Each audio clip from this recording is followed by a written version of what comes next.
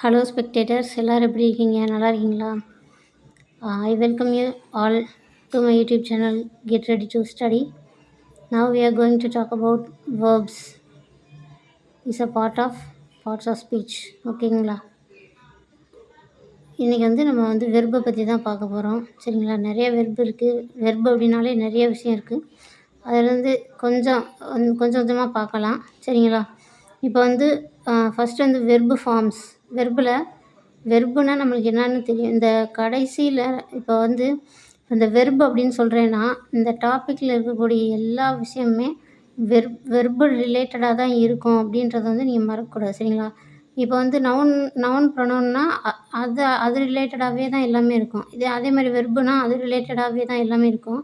இப்போ verb form என்ன அப்படின்னா, வெர்பு ஃபார்ம் அப்படின்னு பார்த்தோன்னா V1, V2, V3, V4, V5.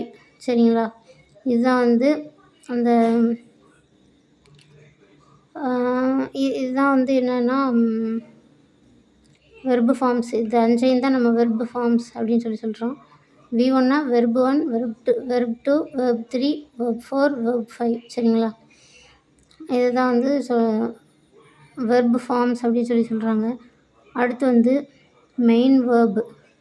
Main verb அப்படின்னா usually come right after the subject. அதாவது மெயின் வெர்புனா என்ன அப்படின்னா, ஃபஸ்ட்டு மெயின் வெர்புனா அந்த சென்டென்ஸில் ரொம்ப ரொம்ப முக்கியமான வார்த்தை மெயின் வெர்பு தான். சரிங்களா? அது எப்போ வருது அப்படின்னா, usually come right after the subject. அந்த சப்ஜெக்ட் பின்னாடி தான் அந்த மெயின் சப்ஜெக்ட்டு பின்னாடி தான் மெயின் வெர்பு எப்பயுமே வரும் அப்படின்னு சொல்லியிருக்காங்க. சரிங்களா? அடுத்து helping verbs.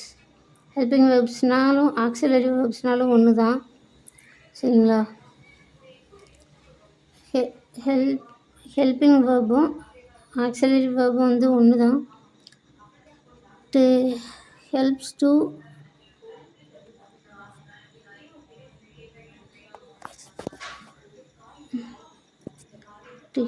To main verb. சரிங்களா? இது மெயின் வெர்புக்கு ஹெல்ப் பண்ணுது. சரிங்களா? அதாவது இந்த ஹெல்பிங் வேர்ப் அப்படின்றது எதுக்கு? இது ஆக்சிலரி வேர்பு இல்லைன்னா லெக்சிக்கல் வேர்பு அப்படின்னு சொல்லுவாங்க. ஹெல்பிங் வேர்பு சொல்லுவாங்க, ஆக்சிலரி வேர்பு அப்படி சொல்லுவாங்க. அதாவது மெயின் வெர்புக்கு ஹெல்ப் பண்ணுற விதமாக வந்தது தான் என்ன அப்படின்னா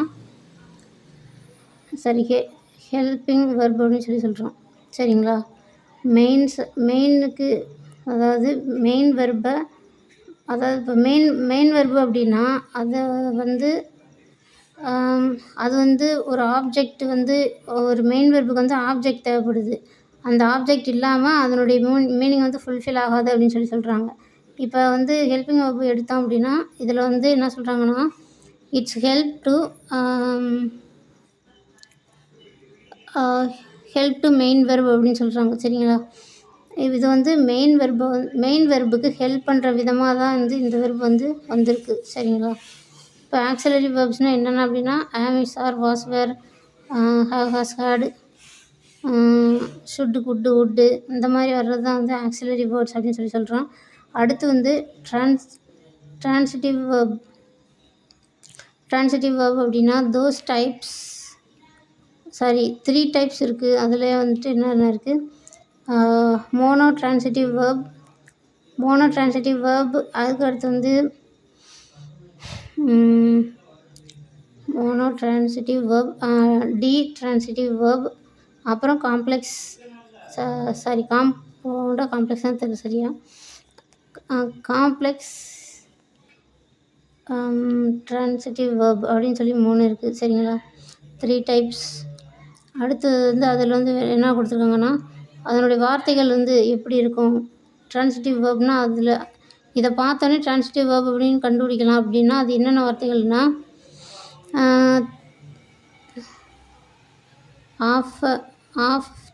ஆஃபர், பே, பாரோ, இந்த மாதிரி இன்னும் நிறையா விஷயம் இருக்குது. போர்டு சின்னதுனால கொஞ்சம் நான் நடத்துறதுக்கும் கொஞ்சம் சிரமமாக இருக்குது.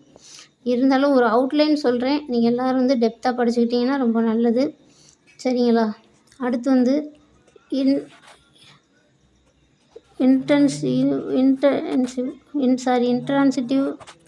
Intransitive verb. இதில் வந்து என்னென்ன வருதுன்னா கேன்,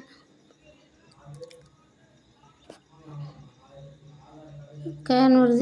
இந்த மாதிரி கீழே போடு. Go, arrive, come, cry, run, sleep, think, jump. இது எந்த வார்த்தைகள் எல்லாம் வந்துச்சுன்னா இது வந்து இன்ட்ரான்சிட்டிவ் வேர்ப் அப்படின்னு சொல்லலாம்.